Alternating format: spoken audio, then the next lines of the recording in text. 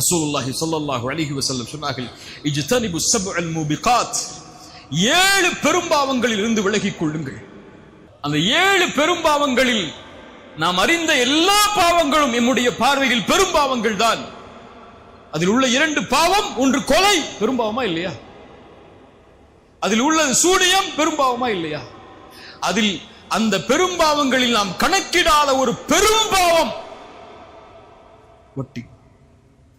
ரசூலுல்லாஹி ஸல்லல்லாஹு அலைஹி வஸல்லம் அவர்கள் சொன்னார்கள், திர்ஹமு ரிபன். அல்லாஹ் கேளுங்க, சஹீஹான ஹதீஸ். 1 திர்ஹம் அளவு வட்டி. என் பேங்க் அக்கவுண்ட்லயோ உங்க பேங்க் அக்கவுண்ட்லயோ 1 திர்ஹம்னா ஒரு 15 ரூபா 18 ரூபா வச்சுக்கிறீங்களா? ஒரு 20 ரூபா வச்சுக்கோங்களேன். 20 ரூபா உள்ள வட்டி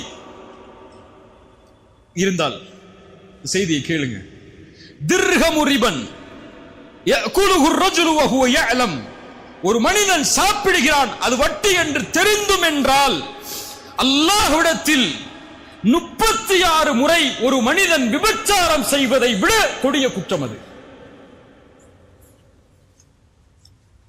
அந்த மனசை இன்னும் தளர விட்டுறாதீங்க. அடுத்த ஹதீஸை கேளுங்க.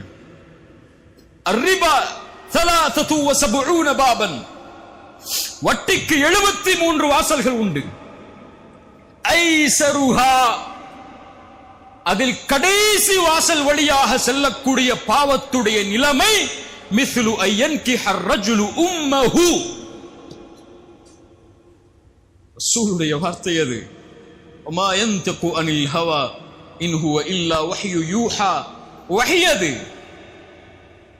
வட்டியுடைய 73 வாசல்களில் கடைசி வாசல் வழியாக ஒரு அடியான் நுழைவது தன் தாயை திருமணம் செய்வதற்கு சமம்.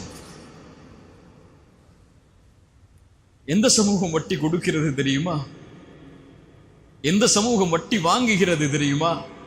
குறிப்பாக ஏழை முஸ்லிம்கள் வசிக்கக்கூடிய இடங்களில் சென்று அவர்களுடைய நிலைமையை கொஞ்சம் கேட்டு பாருங்கள்.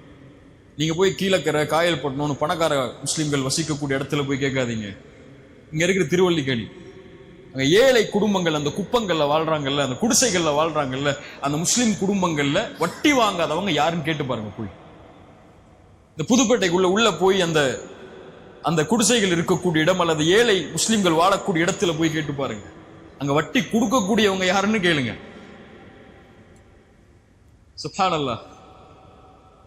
ரசூலுல்லாஹி ஸல்லல்லாஹு அலைஹி வஸல்லம் சொன்னார்கள் இந்த ஹதீஸை எமக்கு.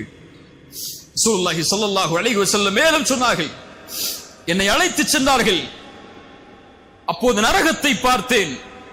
அந்த நரகத்திலே நரகத்துடைய ஒரு ஆற்றில் இரத்தம் முழுவதும் கலக்கப்பட்டிருந்தது. அந்த இரத்த ஆற்றில் ஒருவர் நீந்திக் கொண்டே வந்தார். ஒரு மலக்கல்லை கொண்டு எரிந்து அவர் கரையை அடையும் போது மீண்டும் துரத்தினார். மீண்டும் சென்றார் உள்ளே, மீண்டும் வந்தார். கல்லை கொண்டு எரியப்பட்டது, துரத்தப்பட்டது, மீண்டும் சென்றார். இதே நிலை இவருக்கு மறுமை வரை தொடரும் என்று அறிவிக்கப்பட்டது. ஏன்? இவர் வட்டியில் மூழ்கி இருந்தார். வட்டி என்பது ஏழைகளுடைய ரத்தம். அந்த இரத்த ஆற்றில் நாளை மறுமையில் இவர் மிதப்பார்.